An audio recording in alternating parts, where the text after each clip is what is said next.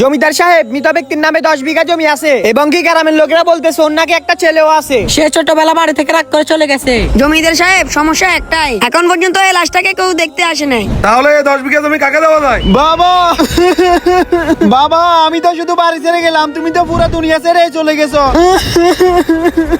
আরে তুই কে সর? জমিদার সাহেব ও মিথ্যে কথা বলতেছে, আমি ওনার আসল ছেলে।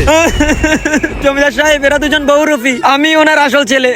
মাসুম, হাজির জমিদার সাহেব। খবর লাগাও এই 3 জনের ভিতরে মৃত ব্যক্তির আসল ছেলে কে? জমিদার সাহেব, আমার কাছে একটা বুদ্ধি আছে।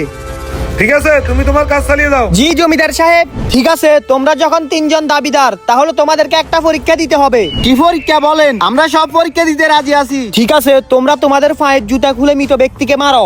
যে সবচেয়ে জোরে মারতে পারবে সেই মৃত ব্যক্তির আসল ছেলে। দেখেন জমিদার সাহেব, আমি অনেক জোরে মারছি, আমি ওনার আসল ছেলে। দেখ, আমি আরো জোরে মারছি। জমিদার সাহেব, আমি ওনার আসল ছেলে। জমিদার সাহেব, এটাই ভালো হবে। এই 10 বিঘা জমি এতে দুজনকে ভাগ করে দিয়ে দেন, কিন্তু আমি আমার মৃত বাপকে জুতা দিয়ে মারতে পারবো না। জমিদার সাহেব, যে মৃত ব্যক্তিকে জুতা দিয়ে মারে নাই সেই মৃত ব্যক্তির আসল ছেলে। বাহ মাসুম, তুমি আজকে দেখিয়ে দিয়েছো। এই 10 বিঘা জমি মৃত ব্যক্তির আসল ছেলেকে বুঝিয়ে দাও। আর এই দুজনকে নোয়াখালী এসকর্ট কারাগারে বন্দী করো।